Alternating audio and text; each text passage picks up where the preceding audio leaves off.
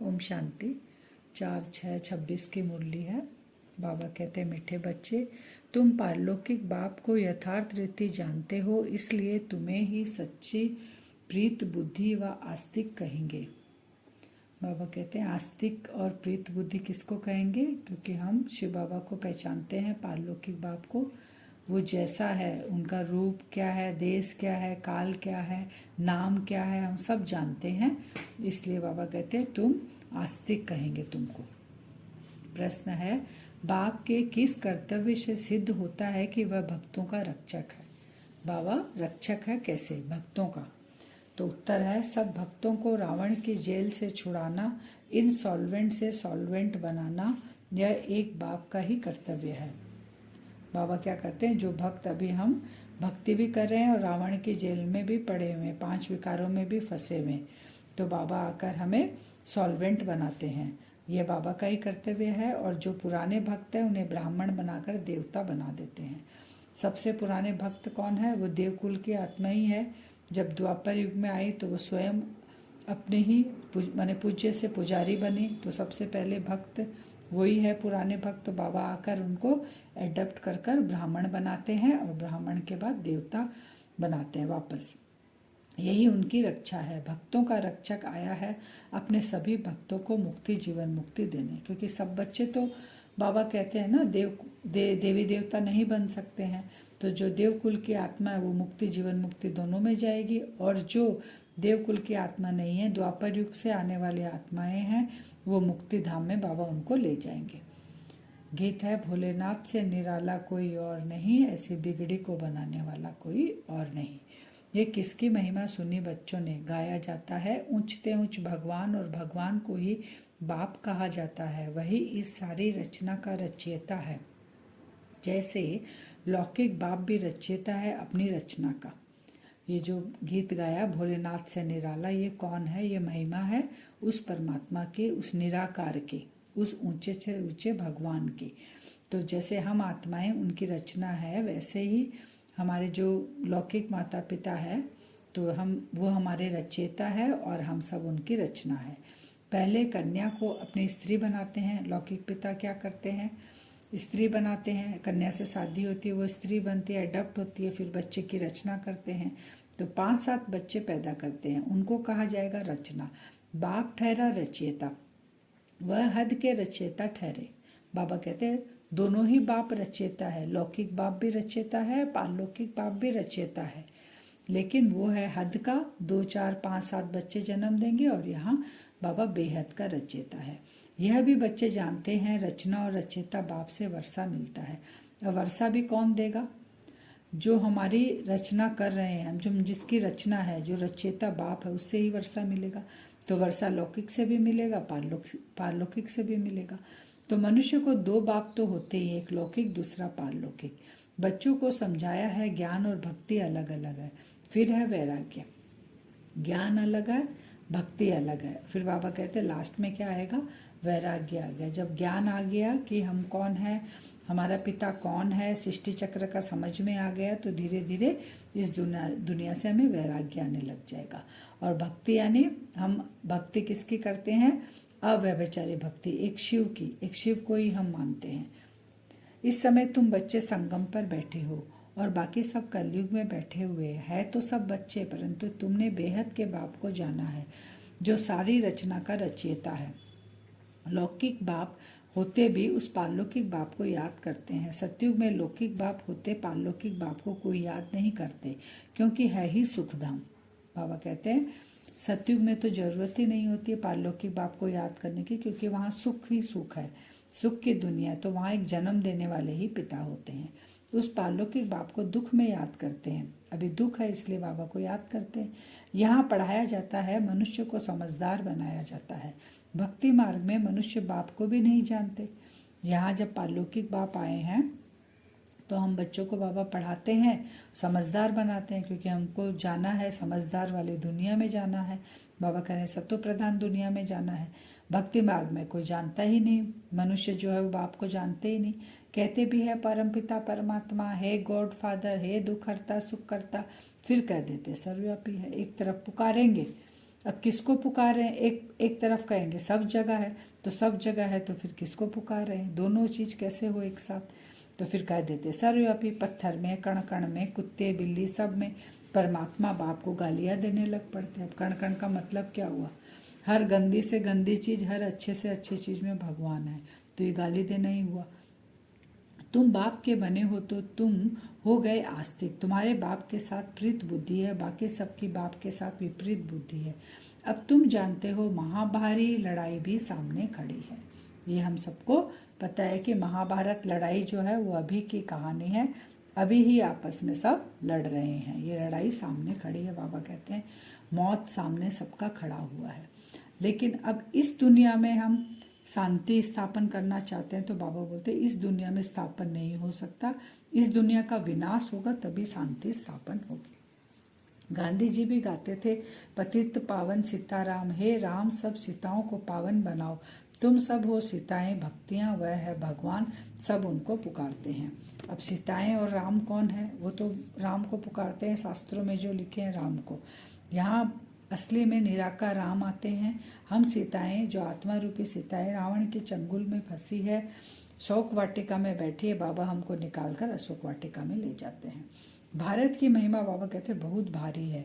भारत सब धर्मों का तीर्थ स्थान है। शिव जयंती भी यहाँ गाई जाती है।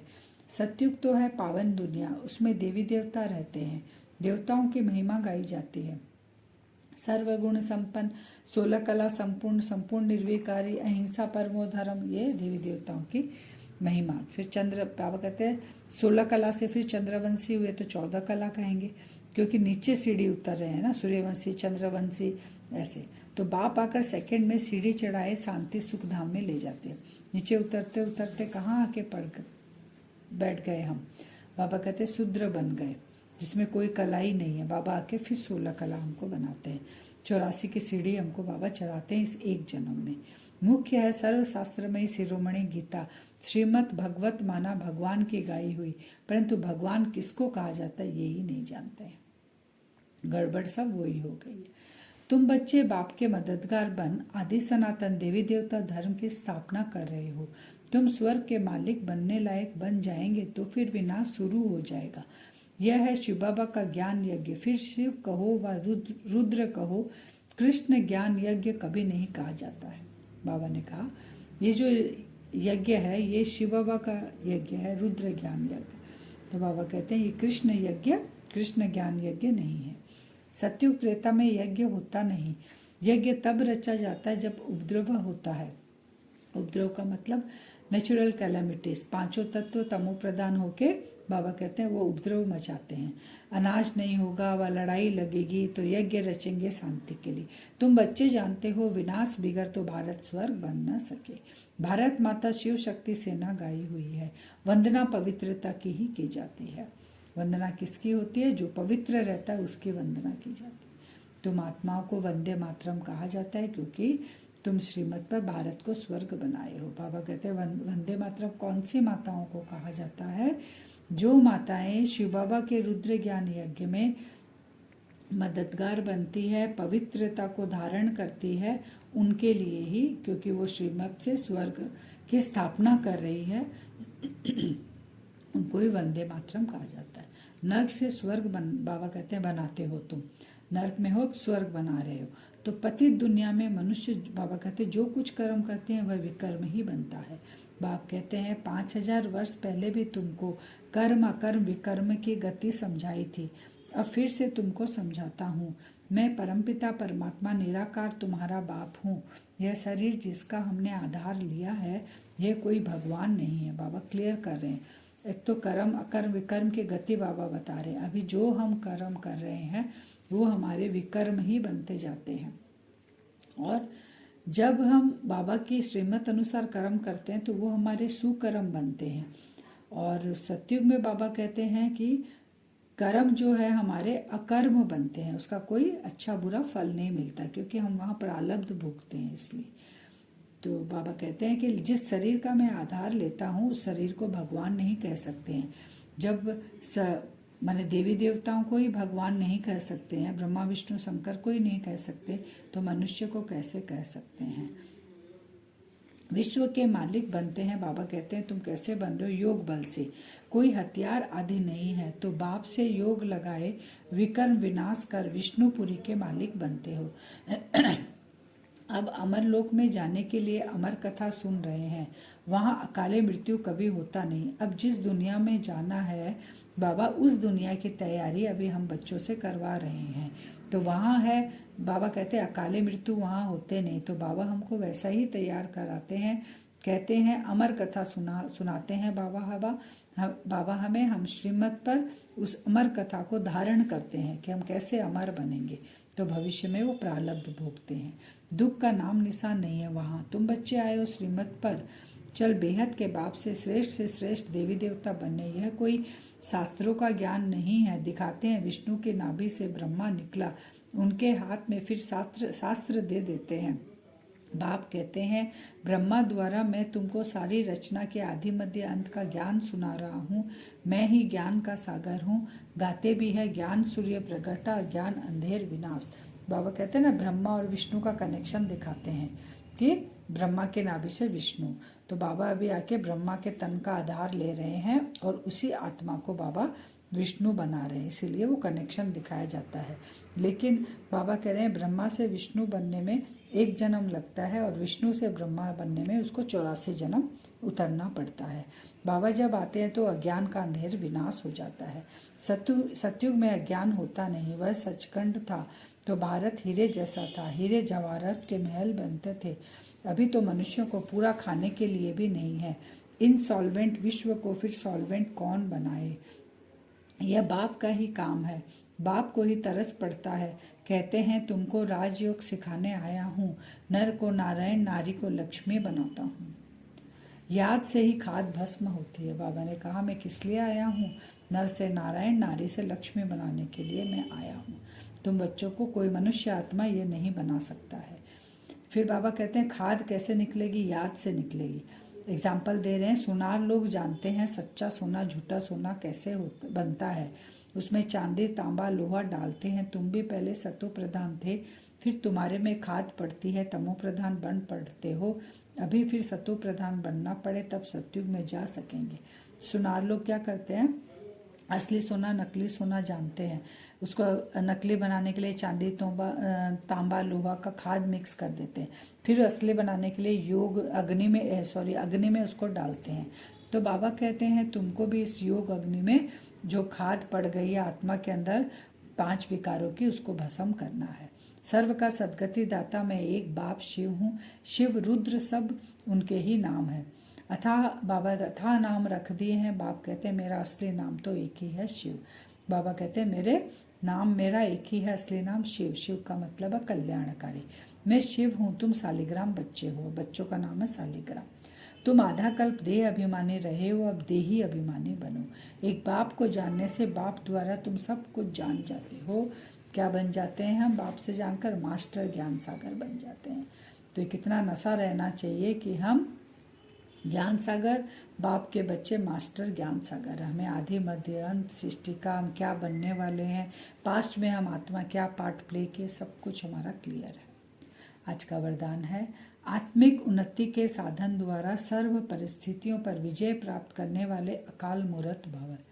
कौन सी उन्नति करेंगे? मैं आत्मा हूँ, ये पक्का हो जाएगा तो बाबा कहते हैं कोई भी परिस्थिति हमको टच भी नहीं कर सकती।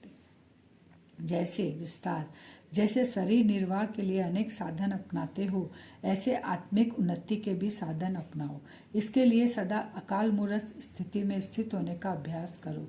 जो स्वयं को अकाल मूर्त समझकर चलते हैं वह अकाले मृत्यु से, अकाल से, सर्व समस्याओं से बच जाते हैं।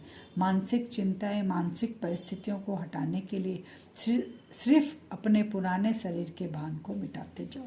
मैं कौन हूँ? मैं आत्मा हूँ। स्लोगन, कोई भी बात जो बार बार फील कराता है वह फाइनल में फेल हो जाता है। कोई बात अगर फील करता है, बार बार कोई भी बात फील होती है, बाबा कहते हैं फीलिंग की बीमारी आ जाएगी तो फेल हो जाएंगे फाइनल में।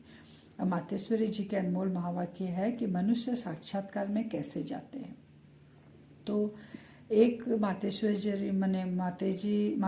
जी ने कहा, मम्मा ने कहा, जैसे हम कहीं घूमने के लिए जाते हैं ये अंतःवाग शरीर से जाकर घूम आते हैं, माने सूक्ष्म शरीर से कहीं पर हम घूम कर आ गए, घूम कर आकर वापस वो सूक्ष्म शरीर इसी शरीर के अंदर प्रवेश करता है। तो इसका मतलब ये नहीं कि ये शरीर हमारा मृत्यु हो गया और हम निकल गए, ऐसा नहीं है। तो ऐसे नहीं घूमने गया तो मरा, वो घूम कर फिर वापस लौट कर आएंगे ना।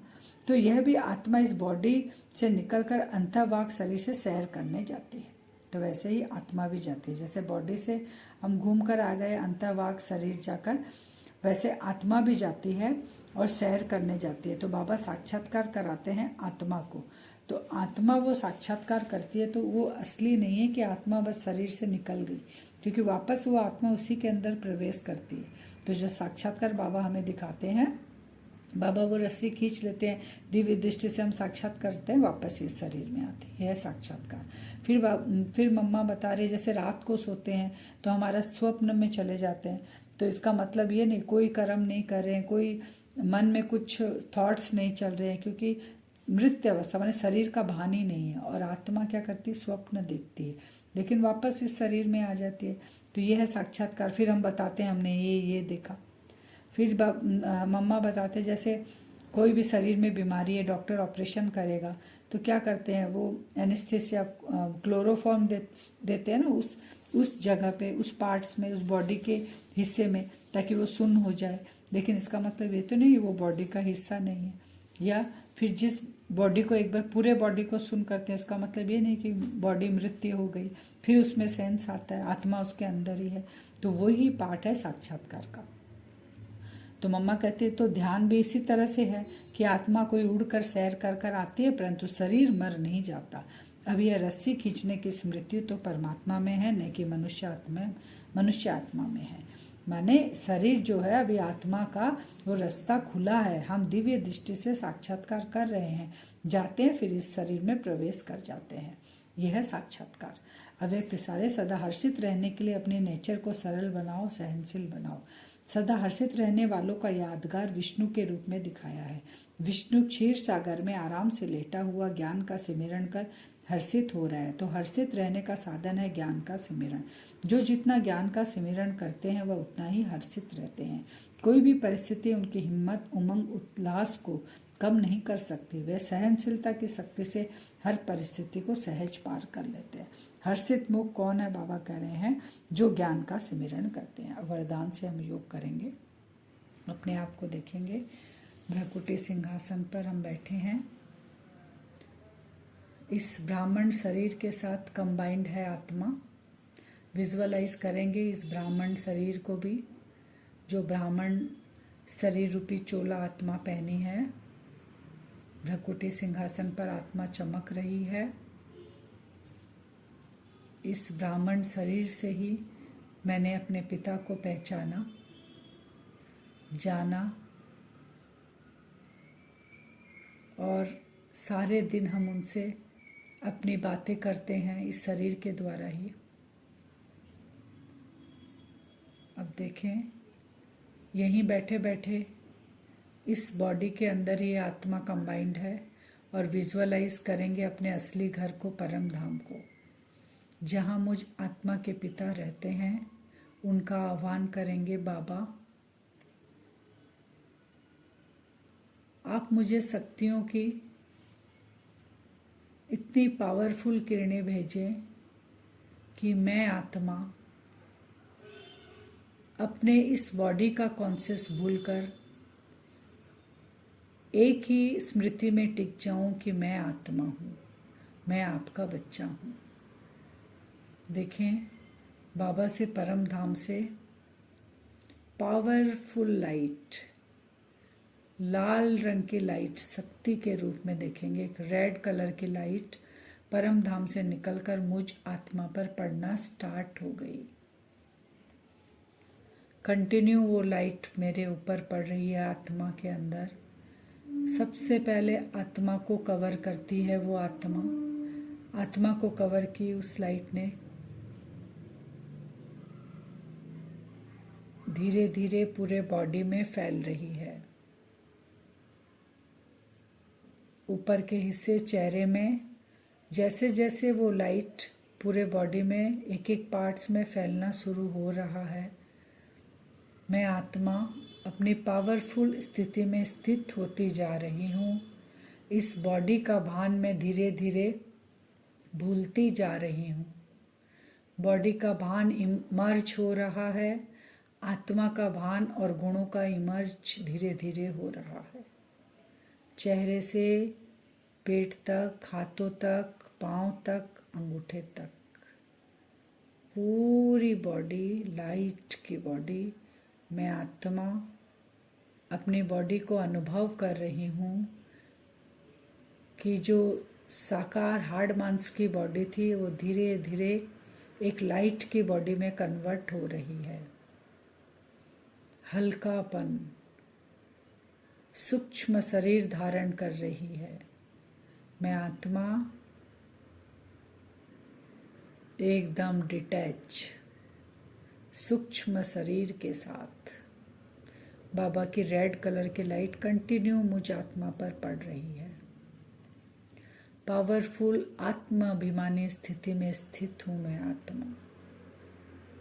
धीरे धीरे मेरा सूक्ष्म जो शरीर है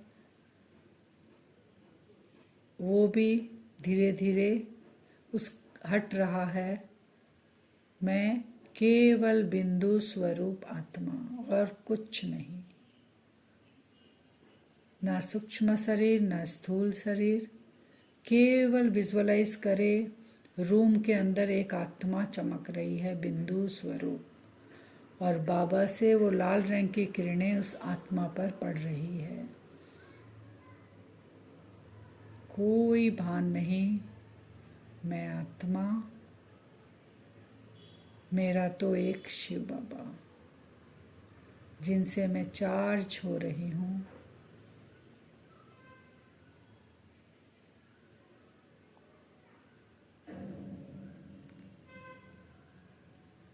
बाबा से किरणें आ रही है। भरपूर हो गई मैं आत्मा, कोई भान नहीं, एक ही स्थिति, एक ही संकल्प। मैं मास्टर ज्ञान सूर्य हूँ। ऐसा ही विजुअलाइज आज करेंगे बार बार। बाबा से किरणें आ रही है, स्थूल शरीर को हल्का करेंगे, सूक्ष्म शरीर से भी मुक्त होंगे, केवल मैं बिंदु आत्मा। वो वाइब्रेशन जिस घर में हम रहते हैं चारों तरफ फैलाएंगे। ओम शांति।